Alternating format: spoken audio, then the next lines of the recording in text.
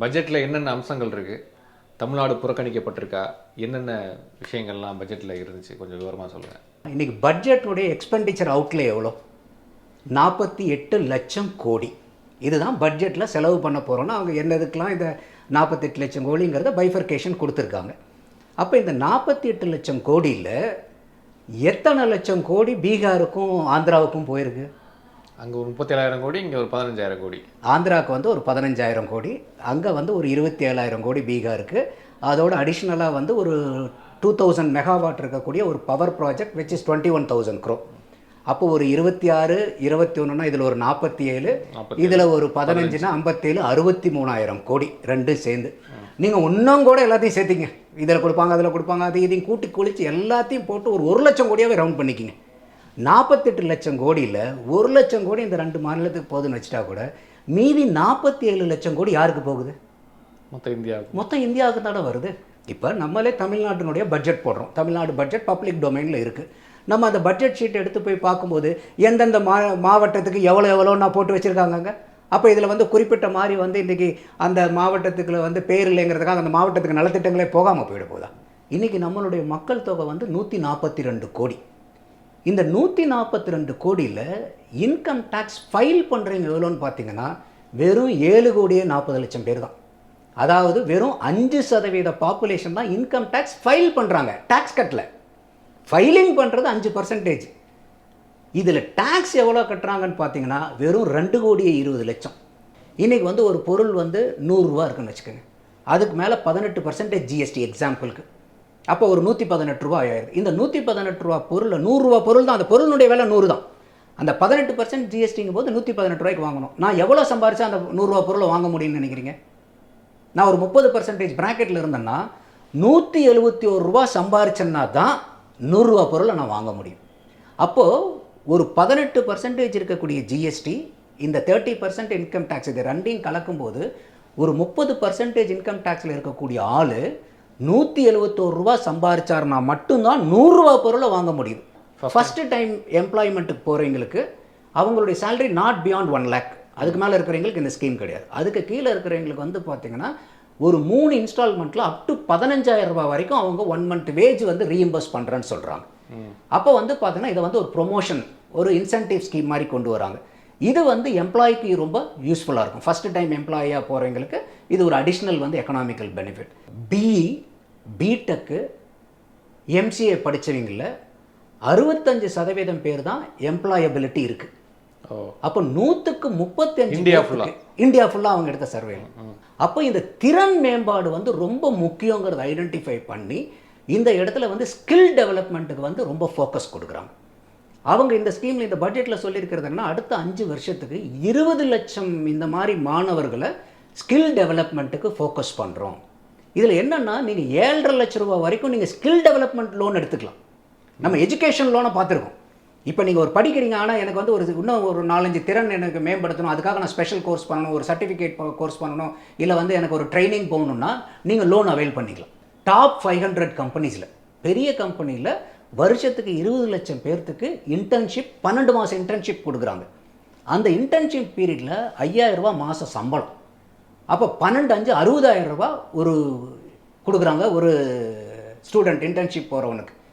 அதோட மட்டும் இல்லாமல் 1 டைம் ஸ்பெஷல் இன்சென்டிவாக 6,000 ரூபா. அப்போ 60,000 + 6,000 66,000 ரூபா ஒரு நபர் மேலே இந்த இன்டர்ன்ஷிப்பில் கவர்மெண்ட் ஸ்பெண்ட் பண்ணுறதுக்கு பட்ஜெட்டிங் பண்ணுறாங்க. ஜிஎஸ்டி கவுன்சில் வந்து நாங்கள் பெட்ரோல் டீசலை வந்து ஜிஎஸ்டிக்குள்ளார கொண்டு வரதுக்கு நாங்கள் ரெடின்றாங்க.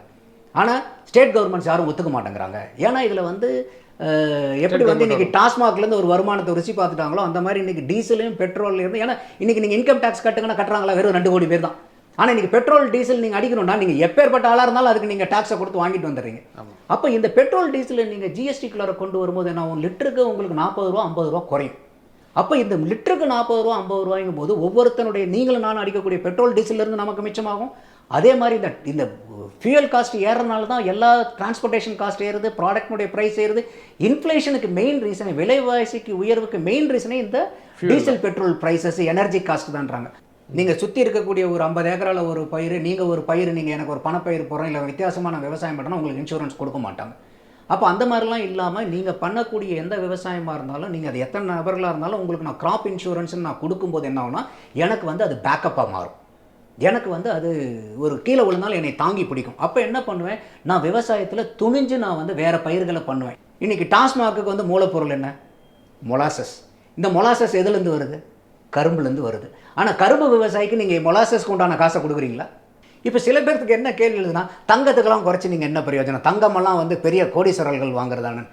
நம்ம கிராமத்தில் பக்கத்து வீட்டில் எல்லாமே பார்த்துருப்போம், பிள்ளைய பற்றி அத்தனை வீட்லேயும் தங்கங்கிறது தேவையாக இருக்குது. அப்போ இந்த நீங்கள் டேக்ஸை கட் பண்ணும்போது என்ன ஆகுனாக்கா, ஒரு பாதிக்கு பாதியாக நீங்கள் கட் பண்ணும்போது அதுக்குண்டான விகிதாச்சாரத்தில் தங்கத்தினுடைய விலை குறையும் போது சாதாரணமாக 1 கிராமோ 1 பவுனோ 2 பவுனோ வாங்கணும்னு நினைக்கிறவங்களுக்கு அது பெரிய உதவி. ஒரு பவுனுக்கு 2000 குறைஞ்சிருக்குன்னு நினைக்கிறேன். அதெல்லாம் வரும்போது என்னென்னா, இது எவ்வளோ பெரிய வாய்ப்பு. இன்றைக்கி ஒரு வீட்டில் ஒரு கல்யாண பொண்ணு இருந்துச்சுன்னா அவங்களுக்கு அந்த சந்தோஷம் எப்படின்னு தெரியும். எந்த வீட்லையாவது போய் ஒரு மனைவிக்கிட்டையோ அம்மாவுக்கிட்டையோ பொண்ணுக்கிட்டையோ தங்க விலை குறைஞ்சிருக்குனாக்கா சந்தோஷப்படுவாங்களா?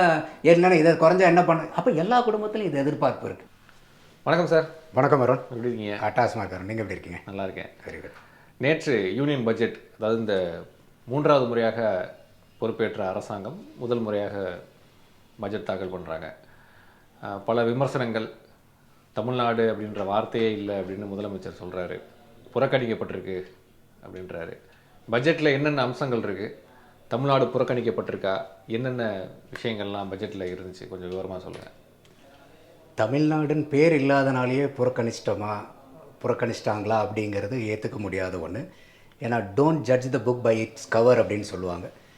இவ்வளோ நாள் வந்து அவங்க பண்ணும்போது பூராமே ஒரு திருக்குறளை சொல்லியோ இல்லை புறநானூறு பாட்டுகளை சொல்லியோ வந்து பட்ஜெட் தாக்கல் பண்ணதெல்லாம் பார்த்தோம். அந்த நேரத்தில் வந்து அதையும் கிரிட்டிசைஸ் பண்ணோம்.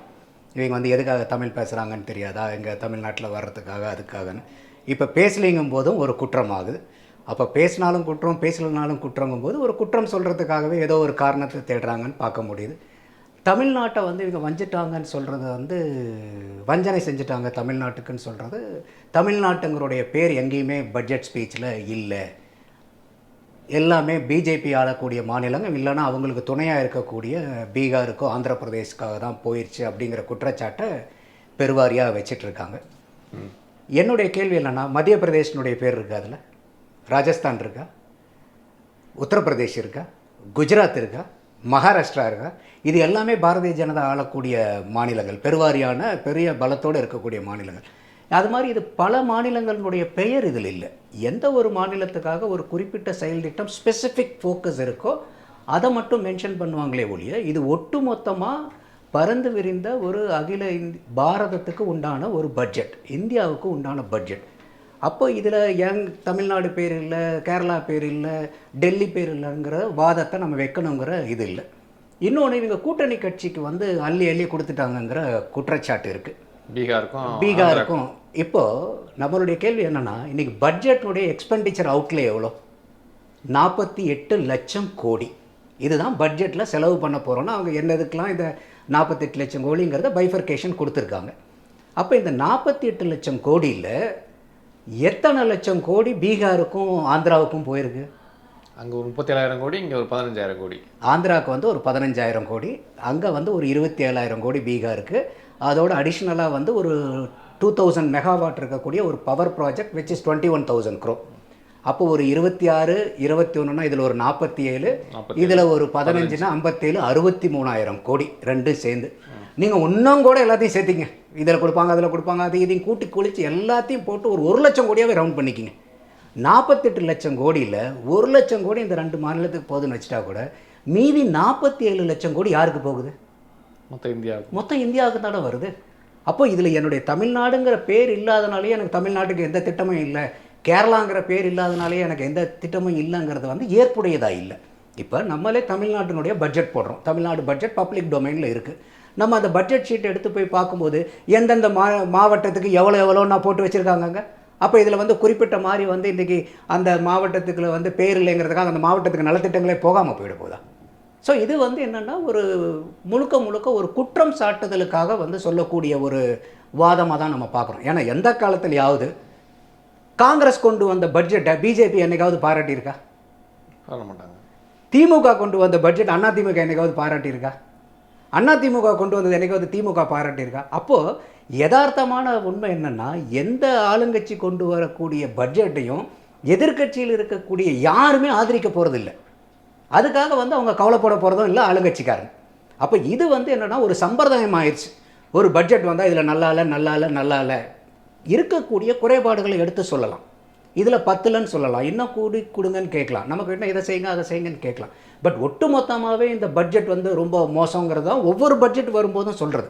அப்படி ஒவ்வொரு வருஷமே வந்து ஒரு ஒரு ஒரு ரொம்ப மட்டமான பட்ஜெட்டாக இருந்தால் இந்தியா வந்து எப்படி இப்போ வந்து இன்றைக்கி பொருளாதாரத்தில் முன்னேற்றி வருது. 8.2% ஜிடிபி க்ரோத் ஆகிருக்கு. அப்போது இதில் வந்து எல்லாமே அவங்க சூப்பராக பண்ணணுனால தான் க்ரோத் வருதா? இல்லை, பண்ண வேண்டியது நிறையா இருக்குது. இப்போ இந்த பட்ஜெட்டையே பார்க்கும்போது ஒரு சூப்பர் ரிஃபார்மேட்டிவ் ஸ்கீம்ஸ் எல்லாம் இதில் ஒன்றும் இல்லை. இது வந்து ஒரு சாதாரண பட்ஜெட். ஏற்கனவே வந்து ஒரு மொமெண்டம் இருக்குது, இன்னும் கொஞ்சம் வேகம் எடுத்திருக்கு. அந்த வேகத்தை இன்னும் கொஞ்சம் பின்னாடி இருந்து தள்ளுறதுக்காக என்னென்ன சில விஷயங்களை செய்யணுங்கிறத எக்கனாமிக் சர்வேலேருந்து அவங்க வந்து ரெக்கமெண்டேஷனாக கொடுத்துருக்காங்க. அந்த ரெக்கமெண்டேஷனில் என்னென்னலாம் ரெக்கமெண்டேஷன் கொடுத்துருக்காங்களோ, அதாவது எம்ப்ளாய்மெண்ட்டு, எம்ப்ளாயபிலிட்டி, எம்எஸ்எம்இ செக்டர், அதாவது இண்டஸ்ட்ரி மேனுஃபேக்சரிங் க்ரோத்து, அந்த மேனுஃபேக்சரிங்கில் ஸ்பெசிஃபிக்காக எம்எஸ்எம்இனுடைய ஃபோக்கஸ் வேணும்னு சொல்லியிருக்காங்க. எகெயின் வந்து அக்ரிகல்ச்சர்னுடைய டெவலப்மெண்ட் வரணும். ஏன்னா நமக்கு வந்து இப்போது லாஸ்ட்டு ஆனுவலில் பார்த்தீங்கன்னா இந்த 8.2% க்ரோத்தில் 55% கான்ட்ரிபியூஷன் வந்து சர்வீஸ் இண்டஸ்ட்ரியிலேருந்து வந்திருக்கு. மீதி தான் வந்து நமக்கு அக்ரிகல்ச்சரும் மேனுஃபேக்சரிங்கும். நம்ம வந்து அதிகமாக சர்வீஸ் இண்டஸ்ட்ரியில் டிபெண்ட் பண்ண அது நமக்கு வந்து டேஞ்சர். ஏன்னா சர்வீஸ் இண்டஸ்ட்ரிங்கிறத யாருக்கோ ஒருத்தருக்கு நம்ம சர்வீஸ் பண்ணுறோம், அவங்களுடைய எக்கானமி எங்கேயாவது பாதிக்கும் போது அது நமக்கு ரெப்பர்கஷனாக நம்மளை அடிக்கும். ஆனால் இதே நீங்கள் ஒரு மேனுஃபேக்சரிங்கில் வந்து இல்லை அக்ரிகல்ச்சரில் நீங்கள் க்ரோ ஆகும்போது என்ன ஆகும்னா உங்களுக்கு வெல்த் க்ரியேட் ஆகும் மேனுஃபேக்சரிங். ஸோ அதையெல்லாம் சுதாரிச்சுக்கிட்டு தான் இது வந்து சர்வீஸ் செக்டார்லேயே நம்ம வந்து போயிட்டுருக்கிறது டேஞ்சர் ஆயிரும். ஏதாவது ஒரு நாளைக்கு ப்ராப்ளம் வந்துடும். அதுவும் இல்லாமல் இன்றைக்கி சர்வீஸ் செக்டார் இந்த லாஸ்ட் ஒரு கொரோனாக்கு அப்புறம் எந்த அளவுக்கு வந்து பெரிய ஃபோக்கஸ் இல்லை. அதனால தான் இப்போ ஃபீல் பண்ணுறாங்க அது. அப்போ இந்த ஃபோக்கஸை வந்து நம்ம மேனுஃபேக்சரிங் இண்டஸ்ட்ரிக்கு கொண்டு போகணும். அதுலேயும் குறிப்பாக எம்எஸ்எம்இ இண்டஸ்ட்ரிக்கு நம்ம கொண்டு போகணும். அது ரொம்ப ஆண்டுகளாகவே எம்எஸ்எம்இயை வளர்க்கணுன்ற ஒரு பிளான் இருக்குது. இதில் செயல் திட்டங்கள் வந்து நிறையா கொண்டு வந்திருக்காங்க இந்த தடவை. ஒரு எம்ப்ளாயருக்கு எந்த வகையில் கொண்டு வர முடியும், எம்ப்ளாய்மெண்ட்டுக்கு வரவங்களுக்கு என்னென்னலாம் திட்டங்கள் கொண்டு வர முடியுங்கலாம் நிறையா செயல் திட்டங்கள் வந்து கொண்டு வந்திருக்கிறத நம்மளால் பார்க்க முடியுது. ஸோ இது சூப்பர் டூப்பர் பட்ஜெட்டாக இல்லை, ரெஃபார்மேட்டிவான பட்ஜெட்டாக இல்லை. ஆனால் இருக்கக்கூடிய பட்ஜெட்டில் வந்து நமக்கு போகிறதுல ஒரு போயிட்டு இருக்கிற வண்டி இன்னும் கொஞ்சம் வேகமாக தள்ள முடியும்னா தள்ள முடியும். ஒரு 100க்கு வந்து பார்த்தீங்கன்னா ஒரு 65% நம்ம இந்த பட்ஜெட்டு கொடுக்கலாம். இது ஃபெயிலியர் பட்ஜெட் இல்லை, ஒரு அபவ் ஆவரேஜான பட்ஜெட்டு தான் இது. பட் இப்போ ஒரு என்ன சொல்கிறது, இப்போ ஒரு டேக்ஸ் பெனிஃபிட்ஸ் இந்த மாதிரி சாமானியர்களுக்கு என்ன மாதிரியான தாக்கத்தை இந்த பட்ஜெட் ஏற்படுத்தும்? இதில் அவங்க பிரதானமாக சொல்லியிருக்கிறது வந்து இன்கம் டேக்ஸ் சொல்கிறாங்க. இன்கம் டேக்ஸில் அவங்க என்ன சொல்கிறாங்கன்னா ஸ்டாண்டர்ட் டிடக்ஷன் 50,000லேருந்து 75,000 இன்க்ரீஸ் பண்ணியிருக்காங்க. பழைய டேக்ஸில் வந்து என்ன இருந்துச்சுன்னா 3 லட்சம் வரைக்கும் டேக்ஸ் கிடையாது. 3 to 6, 6 to 9, 9 to 12, 12 to 15ங்கிற ஸ்லாபை வச்சு 3 வரைக்கும் 0, அப்புறம் 5, 10, 15, 20, 30 ஸ்லாபு. 15 லட்சத்துக்கு மேலே 30%. இப்போ இருக்கிறதுல என்ன பண்ணியிருக்காங்கன்னா அந்த 0 to 3 அதே 3 to 6ங்கிறத 3 to 7ன்னு பண்ணியிருக்காங்க. அங்கே 9 to 12 இருந்தது, இங்கே 10 to 12ன்னு ஆயிருக்கு. அப்போ 1 லட்சத்தை அந்த ஸ்லாபில் குறைச்சிட்டு ஆரம்ப ஸ்லாபில் ஆட் பண்ணுறாங்க. அப்போ ஒரு 15 லட்ச ரூபாய்க்கு மேலே சம்பாதிக்கிறவருக்கு நீங்கள் இன்கம் டேக்ஸ் கால்குலேஷன் போட்டு பார்த்தீங்கன்னா பழைய கணக்கீடு பிரகாரம் 3 லட்ச ரூபா வரும், புது கணக்கீடு பிரகாரம் 2,90,000 ரூபாய் வரும்.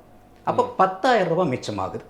அந்த ஸ்டாண்டர்ட் டிடக்ஷன் 50,000லேருந்து 75,000 ஆக்கிட்டாங்கன்னு சொல்கிறீங்க பார்த்துங்க. அந்த 25,000க்கு 30% ஸ்லாபில் இருக்க ஒரு 30% போட்டிங்கன்னா அதுக்கு ஒரு 7,500.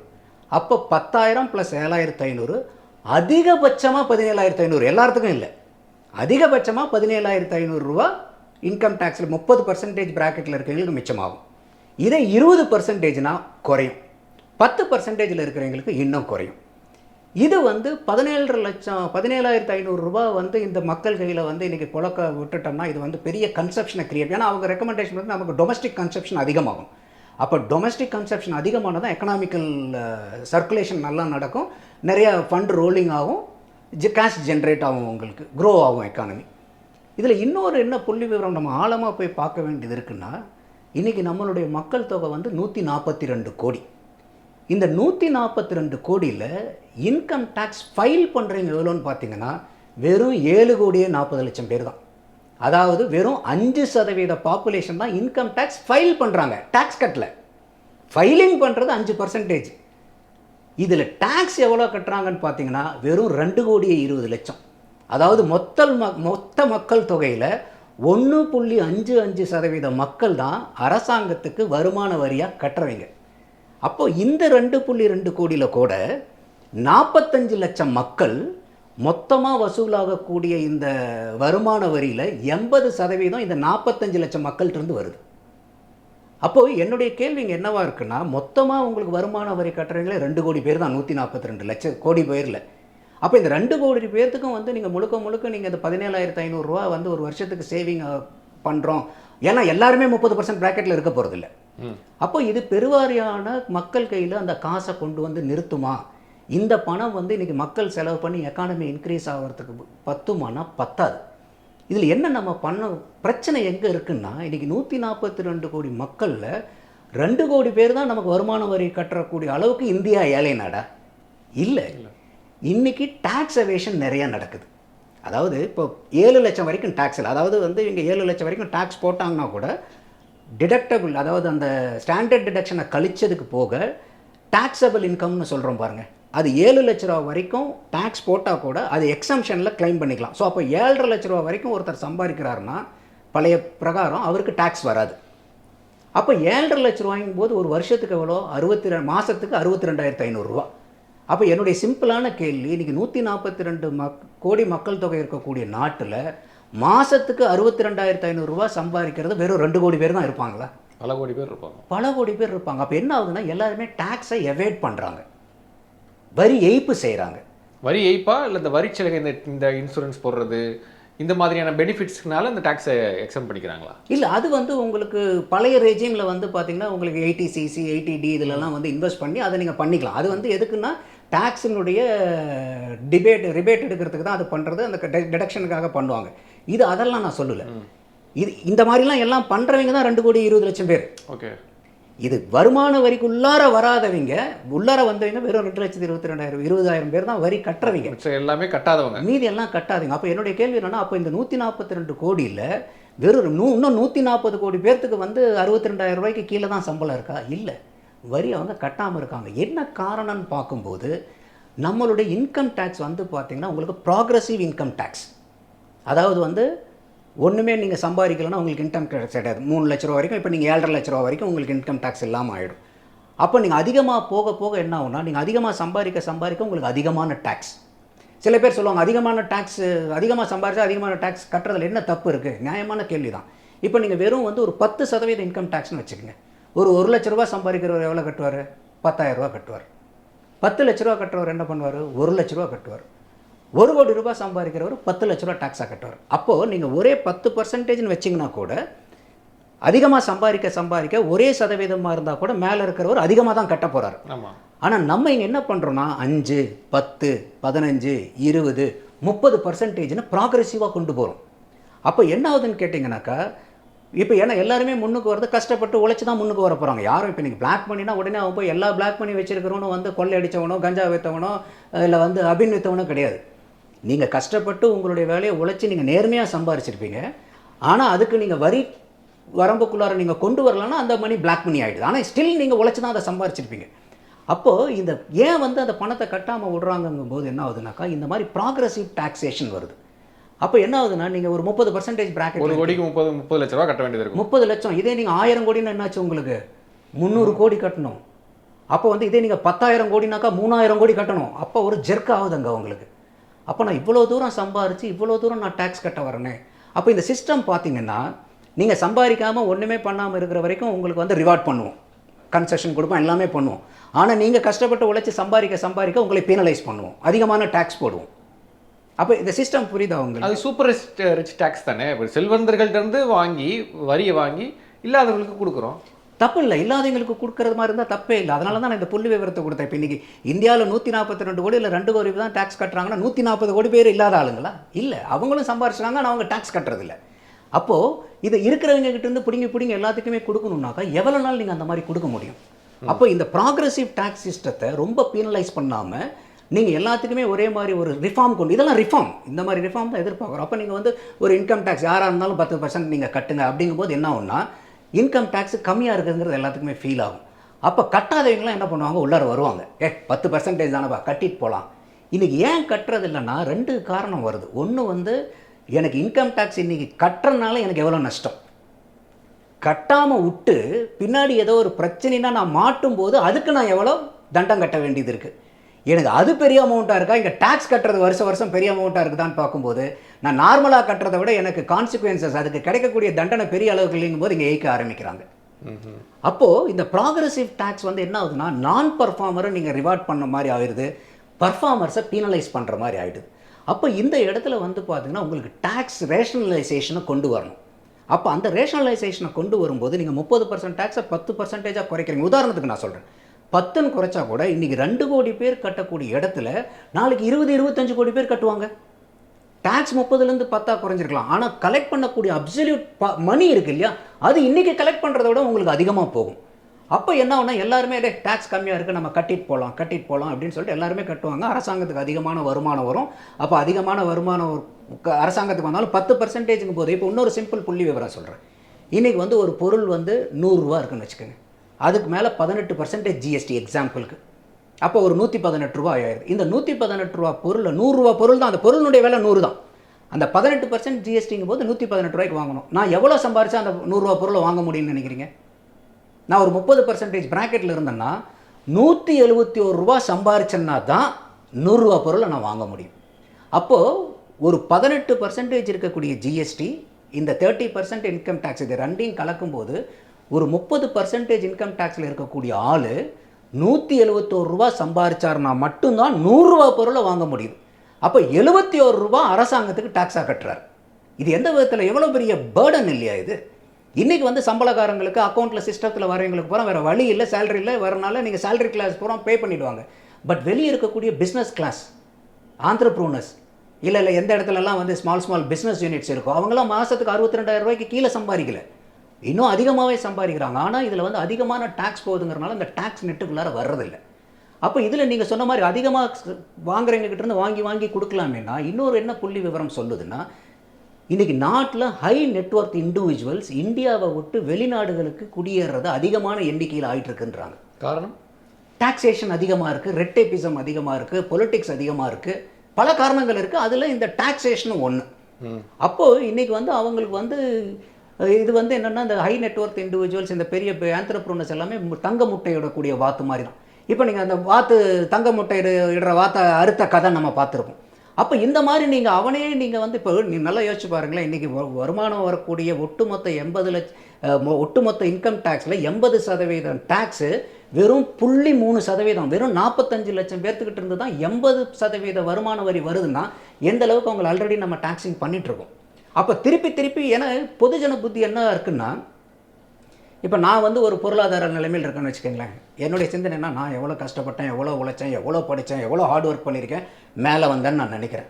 ஆனால் எனக்கு மேலே இருக்கிறவனை நான் பார்க்கும்போது என்னென்னா, அவெல்லாம் அயோக்கியப்பேன், எல்லாத்தையும் ஏமாற்றிருப்பான். நான் திருப்பி இன்னொரு லெவலுக்கு வரும்போது என்ன ஆகுதுன்னா, அப்பயும் நான் என்ன நினைக்கிறேன், நான் நேர்மையாக தான் இருக்கேன், எனக்கு மேலே இன்னும் 2 படியில் இருக்கிறவனை பார்த்து அவெல்லாம் திருட்டு போய. அப்போ இது ஒரு பொதுஜன புத்தி என்ன ஆயிடுதுனாவே, நமக்கு மேலே இருக்கிறவங்க எல்லாருமே வந்து குற்றவாளிகள், அவன் எல்லாமே அயோக்கியத்தனம் பண்ணி தான் வந்திருக்காங்கிற ஒரு பொதுஜன புத்தி இருக்குது. அதுக்காக நான் எல்லா பணக்காரங்களுமே யோக்கியன்னு நான் சொல்ல வரல. எந்த இடத்துல எடுத்திங்கனாலும் அயோக்கியர்கள் இருப்பாங்க. அது அரசியலாக இருந்தாலும் சரி, ஆன்மீகமாக இருந்தீங்கனாலும் சரி, பிஸ்னஸாக இருந்தாலும் சரி, அயோக்கியர்கள்ங்கிறது எல்லா இடத்துலையுமே இருக்காங்க. ஆனால் அவங்களெல்லாம் விதிவிலக்குகள். விதிவிலக்கு வந்து விதிகளாகாது. அப்போ நீங்கள் இந்த மாதிரி ஒரு ஆண்டர்ப்ரூனர்ஸ், என்னை பொறுத்த வரைக்கும் நீங்கள் ஆண்டர்ப்ரூனர்ஸ் இருந்தால் தான் தொழில் வளம் வளரும்.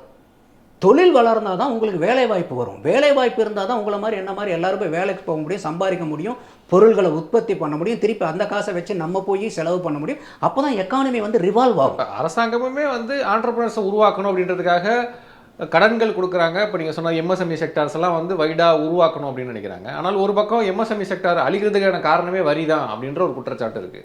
அதெல்லாம் கான்ட்ராக்டாக இருக்குல்ல, அதெல்லாம் தான் அட்ரஸ் பண்ணுறாங்க அவங்க. அப்போ வந்து என்னன்னாக்கா, இப்போ வந்து பாருங்கள், அந்த டாக்ஸேஷன் கார்பரேட்னுடைய டேக்ஸை வந்து 40லேருந்து 35 குறைக்கிறாங்க.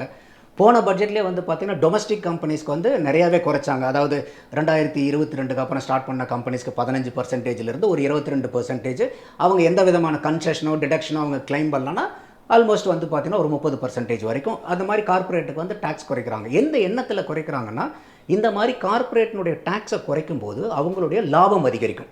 இப்போ ஒரு 5% குறைக்கிறாங்கன்னா 5% அவங்களுடைய ப்ராஃபிட் இன்க்ரீஸ் ஆகும். அப்போ அந்த ப்ராஃபிட் இன்க்ரீஸ் ஆகும்போது என்ன ஆகும்னா அவங்களுக்கு வந்து சர்ப்ளஸ் மணி இருக்கும். அவங்க என்ன பண்ணுவாங்கன்னா அவங்க வந்து கேபிட்டல் எக்ஸ்பெண்டிச்சராக இன்வெஸ்ட் பண்ணணும். அப்போ அப்ஜெக்டிவ் வந்து இதுதான். அப்போ வந்து எல்லா முதலாளிகளுமே இந்த 5% லாபத்தை வாங்கிட்டு உள்ளார கொண்டாந்து போட்டாங்களானாலும் நடக்காது. சில பேர் அதை வச்சிருப்பான். ஆனால் பெரும்பாலும் உண்மையாலுமே ஒரு பிஸ்னஸை வளர்த்தணுங்கிறீங்க, பிஸ்னஸ் மேன்ட்ட வந்து நீங்கள் காசு இருந்தீங்கன்னா அது சும்மா இருக்காது. அவங்க ஏதோ ஒரு பிஸ்னஸில் ரோல் பண்ணிட்டே இருப்பாங்க. அதுதான் பிஸ்னஸ் மேனுடைய நேச்சர். அப்போ அவங்க வந்து இந்த மாதிரி அந்த பணத்தை அந்த கேபிட்டலில் ரோல் பண்ண பிஸ்னஸ் பெருக பெருக எம்ப்ளாய்மெண்ட் ஆப்பர்ச்சுனிட்டி பெருகும், எக்கனாமிக்கல் ஆக்டிவிட்டி பெருகும், எல்லாத்துக்கிட்டையும் காசு கிடைக்கும். அப்போ எக்கனாமி வந்து க்ரோ ஆகும். அப்போ இதுக்காக தான் வந்து பார்த்தீங்கன்னா இந்த டாக்ஸேஷனை வந்து குறைக்கிறாங்க. ஆனால் நம்ம சொல்கிறது என்னென்னா அந்த ஹை நெட் இண்டிவிஜுவலில் நீங்கள் இண்டிவிஜுவல் அதிகமாக இருக்கிறவன்ட்டே எல்லாத்தையும் வாங்கணும் போது என்ன ஆகுதுன்னா ஒரு குறிப்பிட்ட டைமுக்கு மேலே எல்லாமே அவன் தான் குற்றவாளிங்கிற மாதிரி எல்லாம் பார்க்கும்போது அவன் வெளியேறான்.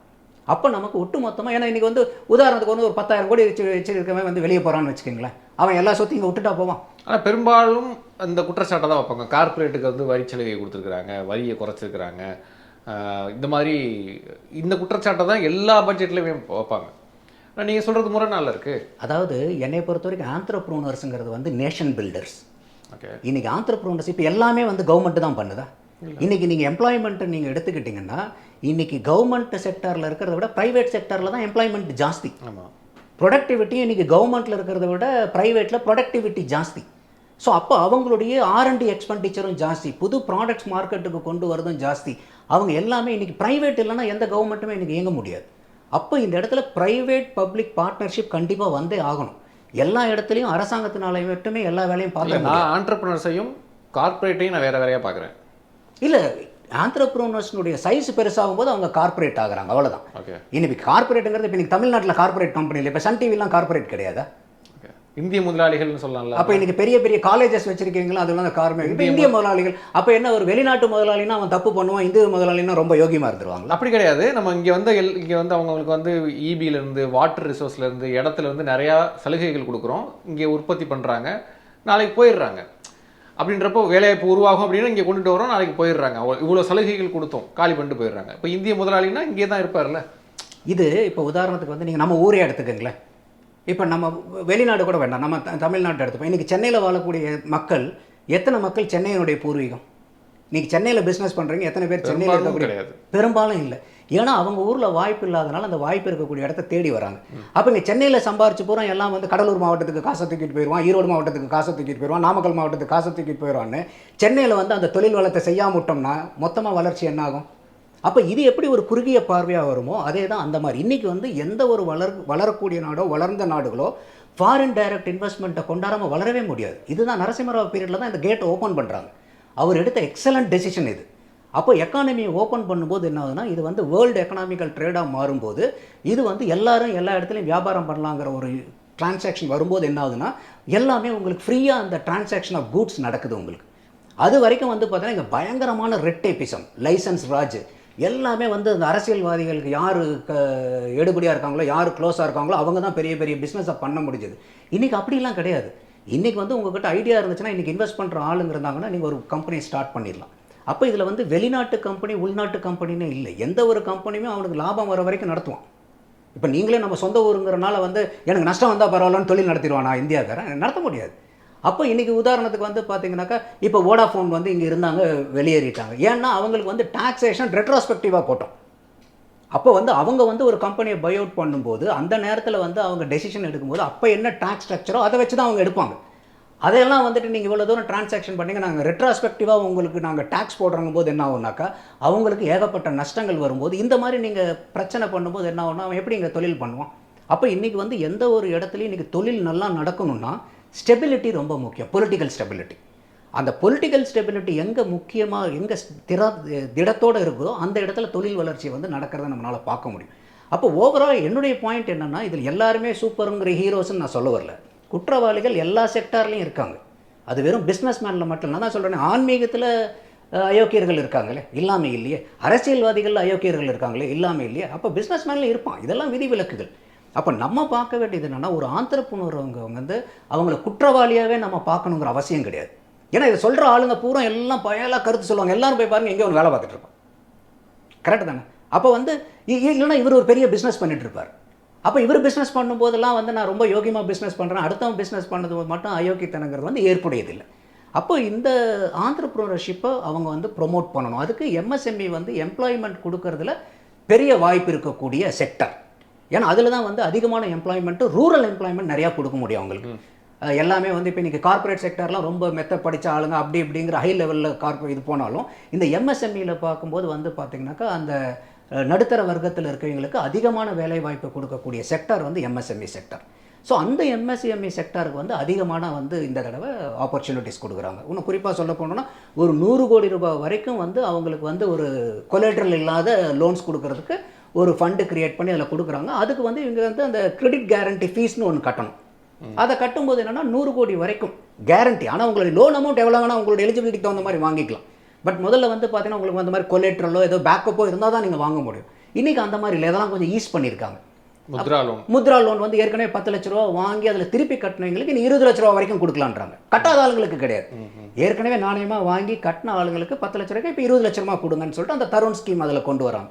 ஸோ அதில் வந்து பார்த்திங்கன்னா என்ஹான்ஸ் பண்ணுறாங்க. அடுத்தது இந்த எம்ப்ளாய்மெண்ட்டில் பார்க்கும்போது இப்போ நம்மளாம் வந்து பார்த்திங்கன்னா இன்றைக்கி நான் படிக்கிற காலத்தில் வந்து என்னுடைய குடும்பத்தில் வந்து குடும்பத்தினுடைய முதல் பட்டதாரிங்கிற ஸ்காலர்ஷிப் நான் வாங்கியிருக்கேன்.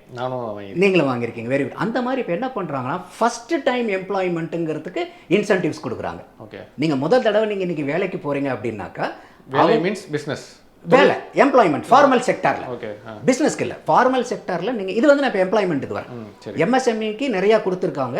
அப்போ இந்த எம்ப்ளாயீஸ்க்கு வந்து அவங்க கம்பெனியெல்லாம் ஹையர் பண்ணுவாங்க இல்லையா, அப்போ வந்து என்ன பண்ணுறாங்கன்னா ஃபஸ்ட்டு டைம் எம்ப்ளாய்மெண்ட்டுக்கு போகிறவங்களுக்கு அவங்களுடைய சேலரி நாட் பியாண்ட் 1 lakh. அதுக்கு மேலே இருக்கிறவங்களுக்கு இந்த ஸ்கீம் கிடையாது. அதுக்கு கீழே இருக்கிறவங்களுக்கு வந்து பார்த்திங்கன்னா ஒரு 3 இன்ஸ்டால்மெண்ட்டில் அப் டு 15,000 ரூபாய் வரைக்கும் அவங்க 1 month வேஜ் வந்து ரீஎம்பர்ஸ் பண்ணுறேன்னு சொல்கிறாங்க. அப்போ வந்து பார்த்தீங்கன்னா இதை வந்து ஒரு ப்ரொமோஷன், ஒரு இன்சென்டிவ் ஸ்கீம் மாதிரி கொண்டு வராங்க. இது வந்து எம்ப்ளாய்க்கு ரொம்ப யூஸ்ஃபுல்லாக இருக்கும். ஃபஸ்ட்டு டைம் எம்ப்ளாயாக போகிறவங்களுக்கு இது ஒரு அடிஷ்னல் வந்து எக்கனாமிக்கல் பெனிஃபிட். அடுத்தது இந்த ஒரு பிஎஃப் ஸ்கீம்னு வரும்போது உங்களுக்கு எம்ப்ளாயி இது எல்லாமே ஃபார்மல் செக்டாரில் பிஎஃப்ல என்ரோல் பண்ணியிருக்கக்கூடிய எம்ப்ளாய்க்கு தான், எல்லா எம்ப்ளாய்க்கும் கொடுக்குறது இல்லை. அவங்க ஃபார்மலாக இவங்க எம்ப்ளாயிங்கிறத ஊர்ஜிதப்படுத்தி அவங்க வந்து பிஎஃப்ல ஃபைல் பண்ணியிருக்கணும், ரெஜிஸ்டர் பண்ணியிருக்கணும். அதே மாதிரி நீங்கள் பிஎஃப் கட்டும்போது ஒரு 4 வருஷத்துக்கு இந்த எம்ப்ளாயருடைய கான்ட்ரிபியூஷன் வரும்போது அதில் ஒரு குறிப்பிட்ட ஸ்கேல் அப்படிங்கிற வேர்டு யூஸ் பண்ணுறாங்க. ஆனால் எவ்வளோ ஸ்கேலுங்கிறத சொல்லலை. அதை பொறுத்து நம்ம வந்து அடிஷ்னலாக கவர்மெண்ட்லேருந்து கான்ட்ரிபியூட் பண்ணுவோம் அப்படின்னு ஒரு 2வது கொடுக்குறாங்க. 3வது வந்து பார்த்திங்கன்னா இந்த ஃபஸ்ட்டு டைம் எம்ப்ளாயிக்கு கம்பெனிஸ் வந்து பிஎஃப் கான்ட்ரிபியூஷன் பண்ணுவாங்க இல்லையா, அந்த 12% பிஎஃப் கான்ட்ரிபியூஷன் பண்ணுறதுல ஒரு 3,000 ரூபாய் வரைக்கும் ஒரு எம்ப்ளாயிக்கு 2 வருஷத்துக்கு கவர்மெண்ட் கான்ட்ரிபியூட் பண்ணுது. ஓகே, அப்போ என்ன ஆகுதுன்னா இது எம்ப்ளாயருக்கு யூஸ் பண்ணி கொடுக்குது. அப்போ employee, employer, employee plus employer இந்த 3 பேர்த்துக்குமே இந்த எம்ப்ளாய்மெண்ட்டு ஆப்பர்ச்சுனிட்டிஸில் சென்ட்ரல் கவர்மெண்ட் வந்து சப்போர்ட் பண்ணுது. அப்போ வந்து உங்களுக்கு வந்து இல்லை நான் வேலைக்கு ஏன் ஆளை எடுக்கணும், எனக்கு நஷ்டம் வருது அப்படி இப்படிங்கிறது இல்லாமல் இது ஒரு சப்போர்ட்டுன்னு கிடைக்கும்போது ஏன் நான் இன்னும் ஒரு 2 பேர்த்த எடுக்கக்கூடாது, இன்னும் ஒரு 10 பேர்த்த நான் ஏன் வேலைக்கு எடுக்கக்கூடாது, எனக்கு ஒரு ஆப்பர்ச்சுனிட்டி இருக்கும்போது அவங்களுக்கு வந்து ஒரு மோட்டிவேஷன் இது மாதிரி பண்ணுறாங்க. அடுத்தது இன்னொன்று வந்து எக்கனாமிக் சர்வேல சொல்லி இந்த பெரிய பிரச்சனை என்னென்னா எம்ப்ளாய்மெண்ட் ஒரு ப்ராப்ளம் இருந்தாலும் பெரிய பிரச்சனை எம்ப்ளாயபிலிட்டி. அந்த வேலை வாய்ப்பு மட்டும் பிரச்சனை இல்லை, அந்த வேலைக்கு உண்டான திறன் இல்லைங்கிறது தான் இன்றைக்கி பிரச்சனையாக இருக்குது. குறிப்பாக இன்னொரு புள்ளி விவரம் என்ன சொல்கிறாங்கன்னா அது வந்து WNETன்னு சொல்லுவாங்க. அதாவது வந்து நேஷ்னல் எம்ப்ளாயபிலிட்டி டெஸ்ட். அந்த விபுக்குங்கிறவங்க அவங்க தான் அதை கண்டக்ட் பண்ணுறாங்க, அந்த நேஷ்னல் எம்ப்ளாயபிலிட்டி டெஸ்ட்டை. இது ஆன்லைனில் போனோம்னாவே WNET அடிச்சுனாவே வரும், நம்ம கூட எடுத்து பார்க்கலாம். ஒரு 60% மார்க் எடுத்தாவே அவங்க வந்து எம்ப்ளாயபிலிட்டி இருக்கக்கூடிய ஆளுங்கிறது ஒரு கணிப்பு. அந்த சர்வேல ஸ்கில் சர்வேல என்ன தெரியுதுன்னா பிடெக்கு எம்சிஏ படித்தவங்களில் 65% பேர் தான் எம்ப்ளாயபிலிட்டி இருக்குது. அப்போ 100க்கு 35 இந்தியா ஃபுல்லாக அவங்க எடுத்த சர்வேல 100க்கு 35 பேர்த்துக்கு எம்ப்ளாயபிலிட்டி இல்லை, graduated but they are not employable. அடுத்தது நீங்கள் எம்பிஏவை எடுத்துக்கிட்டிங்கன்னா 71% தான். 29% எம்பிஎஸ் வந்து நான் எம்ப்ளாயபிள், அந்த ஸ்கில் செட் இல்லைன்றாங்க. இதே ஐடிஐ எடுத்திங்கன்னா வெறும் 40% தான் எம்ப்ளாயபிலிட்டி. 60% ஐடிஐ மாணவர்களுக்கு எம்ப்ளாயபிலிட்டி இல்லைங்கிறாங்க. பாலிடெக்னிக் எடுத்திங்கன்னா வெறும் 22% தான் எம்ப்ளாயபிலிட்டி. 78% பாலிடெக்னிக்கில் முடிச்சுட்டு வர்றவங்களுக்கு அந்த வேலை செய்யக்கூடிய திறன் இல்லைன்றாங்க.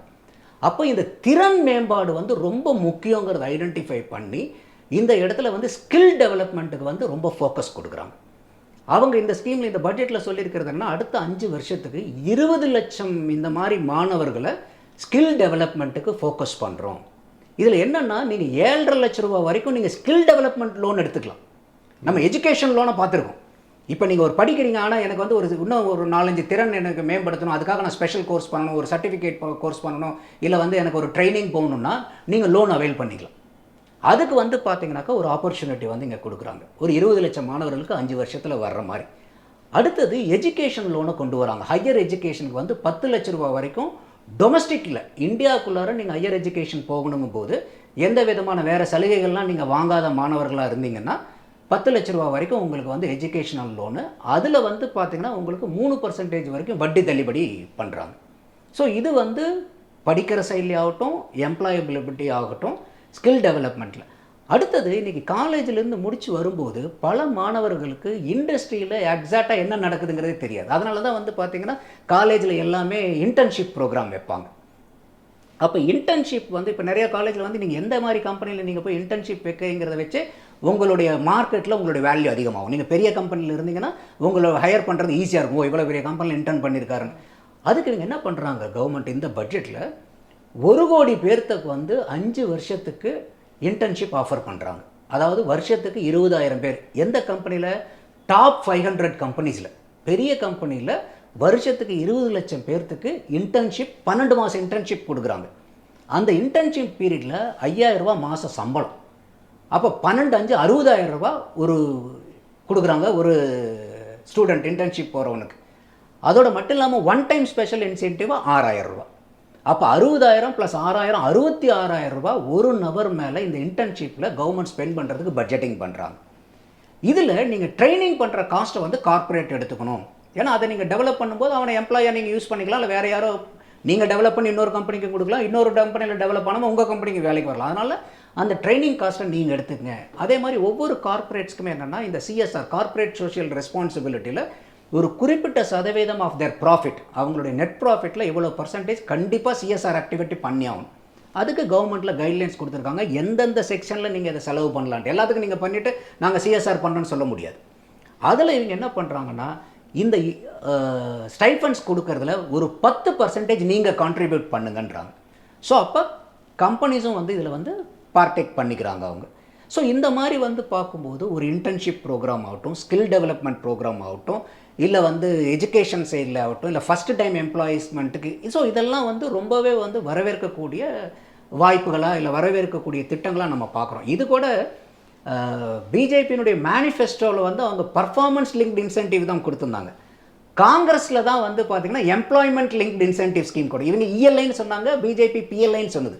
இந்த இடத்துல நான் என்ன பார்க்குறேன்னா, இது காங்கிரஸ் அனௌன்ஸ் பண்ணக்கூடிய திட்டமாக இருந்தால் கூட இது வந்து நல்லது பண்ணணுங்கிறத புரிஞ்சுக்கிட்டு பிஜேபி எடுத்து இதை வந்து பட்ஜெட்டில் இம்ப்ளிமெண்ட் பண்ணி ஃபஸ்ட்டு இயர்லேயே இதை லான்ச் பண்ணது வந்து பாராட்டப்பட வேண்டிய விஷயம். காங்கிரஸ் அந்த மாதிரி ஒரு சிந்தனை தூண்டினதும் பாராட்டப்பட வேண்டிய விஷயம். இது காங்கிரஸுடைய திட்டம் தானே, நாங்கள் ஏன் இதை இம்ப்ளிமெண்ட் பண்ணணுங்கிறத யோசிக்காமல் அது நல்லா இருக்கிற பட்சத்தில் நம்ம ஏன் செய்யக்கூடாதுன்னு பிஜேபி எடுத்து அதை இம்ப்ளிமெண்ட் பண்ணியிருக்கிறதும் வரவேற்க தகுந்த விஷயமா பார்க்குறேன். இவ்வளவு ஸ்கீம்ஸ், இவ்வளவு நல்ல விஷயங்கள் சொன்னீங்கல்ல, மாணவர்களுக்கு வேலைவாய்ப்பு உருவாக்குறதுக்கு, வேலைக்கு போகிறதுக்கான திறனை வளர்த்துக்கிறதுக்கு, இதுக்கெல்லாம் அரசாங்கம் பட்ஜெட்டில் ஒதுக்கின தொகையை எந்த அளவுக்கு சாமானியனுக்கு கொண்டு போய் இந்த அரசாங்கம் சேர்க்குது? இது எல்லாமே சாமானியன்கள் தானே. இப்போ இன்றைக்கி ஒரு வேலை இப்படி ஒரு ஸ்கீம் இருக்கிறதே எனக்கு தெரியாதுன்னு சொல்கிறவங்க தான் இங்கே பெரும்பான்மை.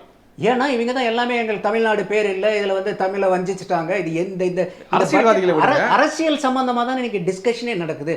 இன்றைக்கி நீங்கள் பட்ஜெட்னுடைய டிஸ்கஷன்ஸ் எல்லாமே நம்ம எடுத்து பார்க்கும்போது இந்த அளவுக்கு ஆழமாக போய் யார் போய் பார்க்குறாங்க? எல்லாமே மேம்போக்கம் ஒரு 4 ஆழமாக நான் போய் பார்க்கணுமா? அரசாங்கம் எனக்கு இந்த மாதிரியான விஷயங்கள்லாம் இருக்குன்னு தெரியப்படுத்தணுமா? அரசாங்கம் தெரியப்படுத்தணும். ஏன்னா சாதாரண மனிதன் போய் உட்காந்து படிக்கிறதுக்கு நேரம் இல்லை. அப்போ அது மத்திய அரசாங்கமும் செய்யணும், மாநில அரசாங்கமும் செய்யணும், உங்களே என்ன மாதிரி இருக்கக்கூடிய ஒரு கடமை உணர்வு இருக்கக்கூடிய ஆளுங்களும் செய்யணும் இதை. இப்போ இது வந்து அரசாங்கம் மட்டுமே தான் செஞ்சிடணுங்கிறது இல்லை. அரசாங்கத்தினுடைய பொறுப்பு ஜாஸ்தி. மத்திய அரசாங்கத்துக்கு மாநில அரசாங்கத்தை விட பொறுப்பு ஜாஸ்தி, மாநில அரசாங்கத்துக்கு பொறுப்பு ஜாஸ்தி. நம்ம காமன் மேனுக்கும் நமக்கு உண்டான பொறுப்பை நம்ம உணர்ந்து நம்மளால் எத்தனை பேர்த்துக்கிட்ட சொல்ல முடியும்? இப்போ இன்றைக்கி ஒரு வீடியோ பூரா போகுதுனாக்கா இன்றைக்கி ஒரு 10,000-20,000 பேர் பார்க்குறாங்கன்னா அந்த 10,000-20,000 பேருக்கு இந்த கருத்து போய் சேரப்போகுது. அப்போ ஒவ்வொருத்தரும் இந்த மாதிரி இதில் என்ன உண்மையாலுமே இருக்குது. இப்போ நம்ம பேசணும், இன்றைக்கி இன்கம் டேக்ஸில் இருக்கக்கூடியது 10 மணி பத்தாது. அதே மாதிரி ஜிஎஸ்டியில் இருக்கிறது 10 மணி பத்தாது. ஏன்னா இன்றைக்கி ஜிஎஸ்டி எடுத்துக்கிட்டிங்கன்னா இன்றைக்கி வந்து மல்டிபிள் ஸ்லாப்ஸ் கொடுத்துருக்கோம். ஒரே நாடு ஒரே வரிங்கிற அளவுக்கு இல்லை. இன்றைக்கி மல்டிபிள் ஸ்லாப்ஸ் கொடுத்துருக்கோம். அதே மாதிரி ஜிஎஸ்டி கலெக்ஷன் நீங்கள் கொண்டு வந்ததை விட இன்றைக்கி 2 மடங்கு, இந்த மாதத்துக்கு 2 லட்சம் கோடி கலெக்ஷன் ஆகிற அளவுக்கு வந்துருச்சு. சென்ட்ரல் கவர்மெண்ட்டே என்ன சொல்கிறாங்க, ஸ்டேட் கவர்மெண்ட்ஸே நம்ம எதிர்பார்த்ததை விட ஜிஎஸ்டி கலெக்ஷன் நல்லா இருக்குது. அப்போ இந்த ஜிஎஸ்டி வந்து பார்க்கும்போது இன்றைக்கி நீங்கள் வந்து குறைக்கிறதுக்கு வாய்ப்புகள் இருக்குது. அப்போ நீங்கள் ஹார்மனைஸ் பண்ணுங்கள் இந்த ஜிஎஸ்டியை. இது ஒரு ரிஃபார்ம் கொண்டு வரணும். அப்போ என்ன ஆகுன்னு கேட்டிங்கன்னா, இப்போ நான் உங்களுக்கு முதல்ல ஒரு புள்ளி விவரம் சொன்ன மாதிரி ஒரு 100 ரூபா பொருளை நான் வாங்குறதுக்கு 18% இருக்கிறது வாங்குறதுக்கு நான் 170 ரூபா சம்பாதிக்க வேண்டியது. அப்போ 71 ரூபாயை வரியாக கொடுத்துட்டு தான் நான் ஒரு 18% பொருளை 100 ரூபா பொருளை வாங்க முடியும். அப்போது அதிகமான பணம் வந்து நான் கவர்மெண்ட்டுக்கு டாக்ஸாக கொடுக்குறேன். அப்போ இந்த ஜிஎஸ்டியை நீங்கள் ஹார்மனைஸ் பண்ணி நீங்கள் கொண்டு வந்தீங்கன்னா இன்னும் வந்து மக்களுடைய கையில் வந்து காசு மிச்சமாகும். அப்போ இந்த செலவு பண்ணுறதுக்கு வாய்ப்புகள் அதிகமாக இருக்கும். அப்போ ஒட்டு மொத்தமாக உங்களுக்கு வந்து மக்கள் தொகையில் இருக்கக்கூடியவங்கிட்ட நிறைய காசு மிச்சமாகும் போது டிஸ்போசபிள் இன்கம் அதிகமாகுது, செலவு பண்ணக்கூடிய வாய்ப்புகள் அதிகம். அப்போ என்னுடைய செலவு இன்னொருத்தனுடைய வருமானமாக மாறுது. அப்போ அவனுக்கு வர வருமானத்தை அவன் ஒருத்தனுக்கு செலவு பண்ணும்போது இன்னொருத்தனுக்கு அது இதுதான் எக்கனாமிக்கல் சைக்கிளாக கேஷ் ஃப்ளோ ரோலிங் ஆக என்ன இது எக்கனாமிக்கல் ஆக்டிவிட்டியில் ரோகணும். சும்மா நான் ஒரு 1000 ரூபா கொடுத்து நீங்கள் சுற்றி வந்துச்சுன்னா அது குறைஞ்சிடும்.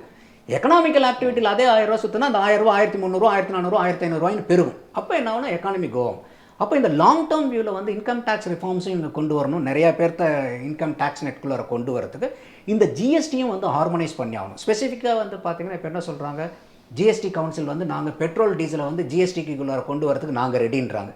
ஆனால் ஸ்டேட் கவர்மெண்ட்ஸ் யாரும் ஒத்துக்க மாட்டேங்கிறாங்க. ஏன்னா இதில் வந்து எப்படி வந்து இன்றைக்கி டாஸ்மாக்லேருந்து ஒரு வருமானத்தை ருசி பார்த்துட்டாங்களோ அந்த மாதிரி இன்றைக்கி டீசலையும் பெட்ரோல்லேருந்து, ஏன்னா இன்றைக்கி நீங்கள் இன்கம் டேக்ஸ் கட்டுங்கன்னா கட்டுறாங்களா வெறும் 2 கோடி பேர் தான். ஆனால் இன்றைக்கி பெட்ரோல் டீசல் நீங்கள் அடிக்கணும்னா நீங்கள் எப்பேற்பட்ட ஆளாக இருந்தாலும் அதுக்கு நீங்கள் டாக்ஸை கொடுத்து வாங்கிட்டு வந்துடுறீங்க. அப்போ இந்த பெட்ரோல் டீசலை நீங்கள் ஜிஎஸ்டிக்குள்ளார கொண்டு வரும்போது என்ன லிட்டருக்கு உங்களுக்கு 40 ரூபா 50 ரூபா குறையும். அப்போ இந்த லிட்டருக்கு 40 ரூபா 50 ரூபாய்ங்கும் போது ஒவ்வொருத்தனுடைய நீங்களும் நானும் அடிக்கக்கூடிய பெட்ரோல் டீசல்லேருந்து நமக்கு மிச்சமாகும். அதே மாதிரி இந்த ஃபியூயல் காஸ்ட் ஏறனால தான் எல்லா டிரான்ஸ்போர்ட்டேஷன் காஸ்ட் ஏறுது, ப்ராடக்ட்னுடைய ப்ரைஸ் ஏறுது. இன்ஃப்ளேஷனுக்கு மெயின் ரீசனே, விலைவாசிக்கு உயர்வுக்கு மெயின் ரீசனே இந்த diesel petrol prices energy cost தான்றாங்க. அப்போ அதை நீங்கள் ஜிஎஸ்டிக்குள்ளார கொண்டு வரும்போது என்ன ஆகுனாக்கா இன்னும் அதிகமான விலைவாசி குறையும், மக்கள் கையில் அதிகமான காசு இருக்கும். அப்போ இன்னும் வந்து ஏதுவாக அவங்க வந்து செலவு பண்ணுறதுக்கு வாய்ப்புகள் இருக்கும், தேவையான செலவுகளை பண்ணுறதுக்கு வாய்ப்புகள் இருக்கும். அப்போ நீங்கள் ஒரு இடத்துல நீங்கள் கவர்மெண்ட்னுடைய வரி இழந்தாலும் மற்ற இடத்துல எக்கனாமிக்கல் ஆக்டிவிட்டி பெருவாரியாக நடக்கிறனால நீங்கள் இழக்கிறத விட கிடைக்கப்பெறது அதிகமாக இருக்கும். அப்போ இதெல்லாம் தான் ரிஃபார்ம்ஸ் நம்ம கொண்டு வர்றதுன்னு பார்க்குறோம். ஆனால் இவங்க இந்த பட்ஜெட்டில் வந்து அந்த மாதிரி பெரிய ரிஃபார்ம்ஸ் எல்லாம் அவங்க வந்து எடுத்துக்கிறதுக்கு முயற்சி பண்ணலை. ஏன்னா இப்போ வந்து அவங்களுடைய நோக்கம் முதல்ல நான் சொன்ன மாதிரி இன்றைக்கி 5வது இடத்துல இருக்கக்கூடிய நம்மளுடைய உலக லெவலில் பொருளாதாரம் 3வது இடத்துக்கு போகணும். நம்ம ஜெர்மனியை இன்னும் FY 26 3rd லெவலுக்கு போகணுன்றாங்க. இப்போ நம்மளுடைய ஜிடிபி $4.1 ட்ரில்லியன், ஜெர்மனியினுடைய ஜிடிபி $4.7 ட்ரில்லியன் US. ஜெர்மனியினுடைய க்ரோத் என்னென்னா இப்போ அவங்க ரெசஷனுக்கு போயிட்டு இப்போ தான் கொஞ்சம் ரெக்கவரி ஆகிட்டு வராங்க. இப்போ வந்து ஒரு 0.2% சொல்கிறாங்க. இன்னும் அடுத்த வருஷம் வந்து பார்த்திங்கன்னா 1.5 to 1.8%. அப்போ அவங்க அந்த சதவீதத்தில் க்ரோ ஆகும்போது நம்மளுடைய க்ரோத் ஏற்கனவே 8.2. எக்கனாமிக் சர்வேயில் வந்து அவங்க வந்து ரொம்ப கன்சர்வேட்டிவாக ப்ரொஜெக்ட் பண்ணியிருக்கிறது 7.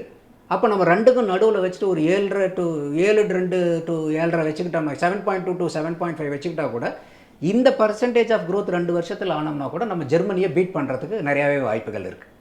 ஜப்பானும் ரொம்ப வீக்காக இருக்காங்க, அவங்க 4வது பிளேஸில் இருக்காங்க. அவங்களுடைய ஆனுவல் க்ரோத் ரேட்டு வெறும் 1% தான். அப்போ நம்ம வந்து பார்த்திங்கனாக்கா இந்த மாதிரி ஒரு 7.2 7.25 to 7.5 வரைக்கும் நம்ம 2 வருஷம் தொடர்ந்து க்ரோ பண்ண முடிஞ்சதுன்னா கண்டிப்பாக ஒரு 2-3 இயர்ஸில் நம்ம வந்து ஜெர்மனியை மீட் பண்ணி 3rd இதில் வந்துடுவோம். அப்போது இந்த டைமில் வந்து மொமெண்டம் கொஞ்சம் போய்கிட்டு இருக்கும்போது நம்ம ஏன் இதை டிஸ்டர்ப் பண்ணுவானே, இப்போ இதெல்லாம் கொண்டு வந்து ஸோ நம்ம ரிஃபார்ம்ஸை கொஞ்சம் வச்சுக்கலாம், நமக்கு இந்த புஷ் கொடுக்கறதுக்கு என்னென்ன தேவையோ அதையெல்லாம் கொஞ்சம் நம்ம ஆட் ஆன் பண்ணலாங்கிறத தான் இந்த பட்ஜெட் இருக்கிறதா என்னால் பார்க்க முடியுது. என்னென்ன ஏமாற்றங்கள் இருக்குது, குறைபாடுகள் இருக்குது? இப்போ ஏமாற்றங்கள்னு பார்க்கும்போது இப்போ நான் சொன்ன மாதிரி இந்த இன்கம் டேக்ஸ் வந்து எதிர்பார்த்த அளவுக்கு கன்சப்ஷனை இன்க்ரீஸ் பண்ணாது. ஏன்னா மொத்தமாகவே 2 கோடி பேர் தான் டேக்ஸ் பே பண்ணுறாங்க. அவங்களுக்கு நீங்கள் அதிகபட்சமாகவே 17,500 எவ்வளோ வந்துட போகுது.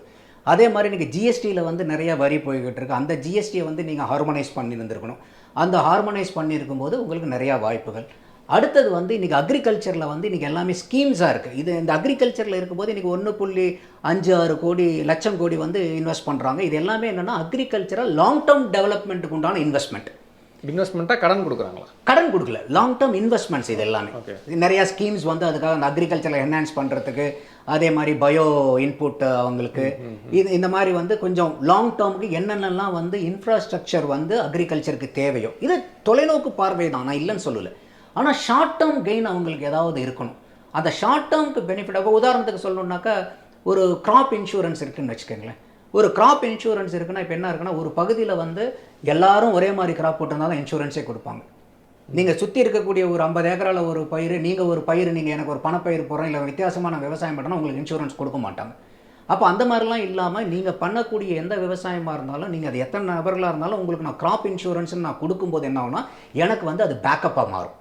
எனக்கு வந்து அது ஒரு கீழே விழுந்தாலும் என்னை தாங்கி பிடிக்கும். அப்போ என்ன பண்ணுவேன், நான் விவசாயத்தில் துணிஞ்சு நான் வந்து வேறு பயிர்களை பண்ணுவேன். இப்போ என்ன பிரச்சனை, நான் விவசாயத்தில் நமக்கு வந்து எம்எஸ்பி எது இருக்குது, அதை நம்ம க்ரோ பண்ணி இப்போ தமிழ்நாட்டை பொறுத்த வரைக்கும் கேட்டிங்கன்னா அரிசி, கரும்பு, இது ரெண்டும் விட்டிங்கன்னா இல்லை. ஆனால் இந்த ரெண்டுக்கும் வந்து அதிகமான தண்ணி வேணும்.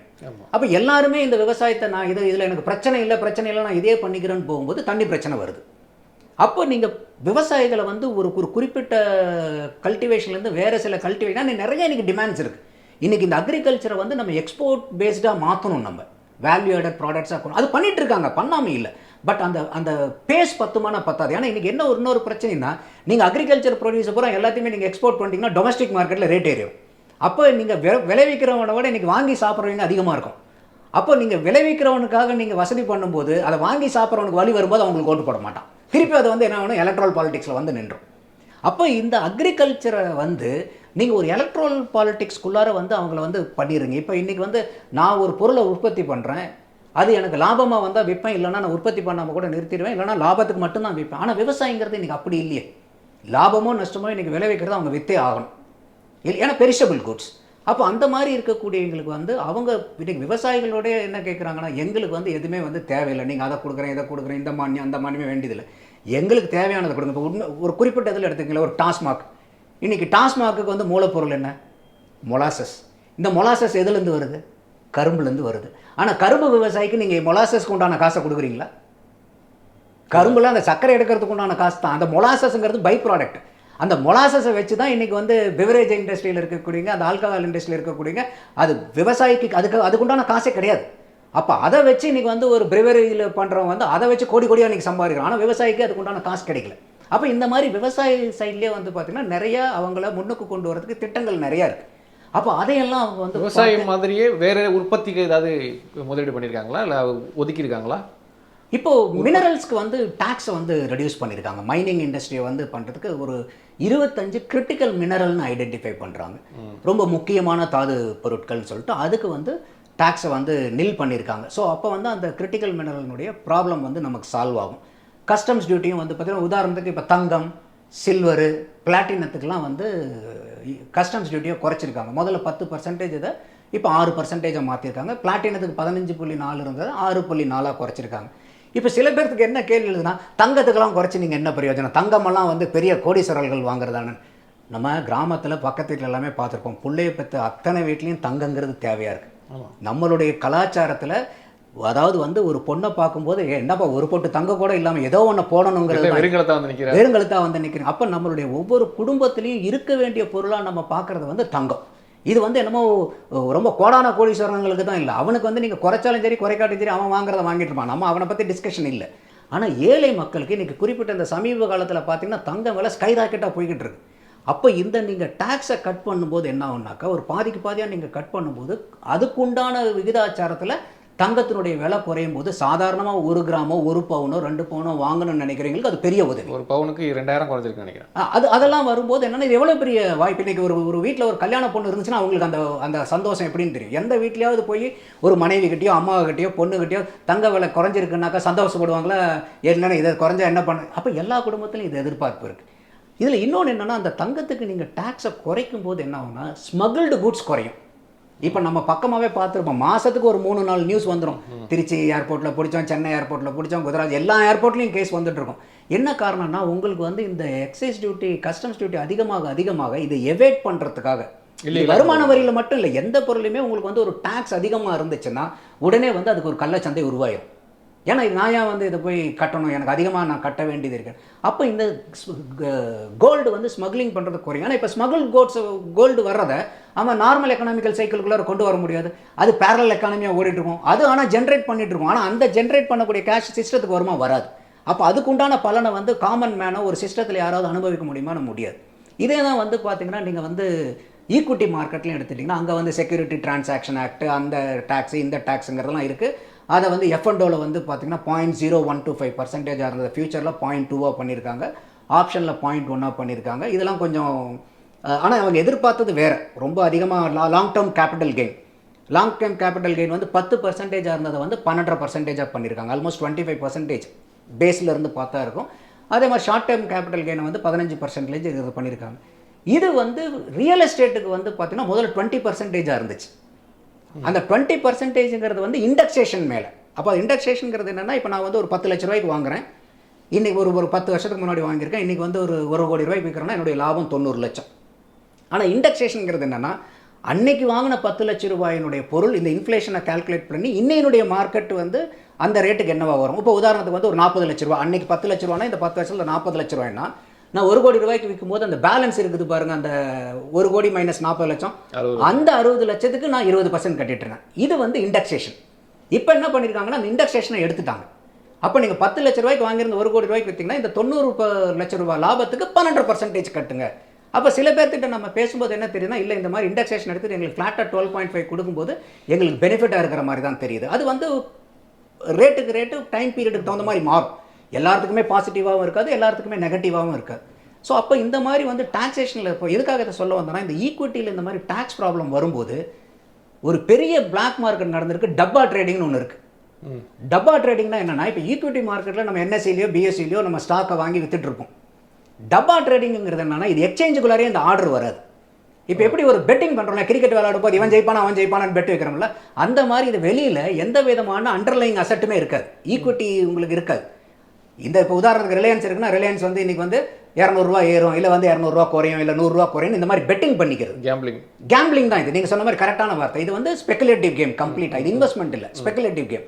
அப்போ அவங்க என்ன புள்ளி விவரம் ஒன்று தெரிய வருதுன்னா, இன்றைக்கி ஈக்விட்டி மார்க்கெட்டில் லீகல் மார்க்கெட்டில் நடக்கக்கூடிய டிரான்சாக்ஷன் ஒரு நாளைக்கு 1 லட்சம் கோடி வந்து டிரான்சாக்ஷன் ஆகுது.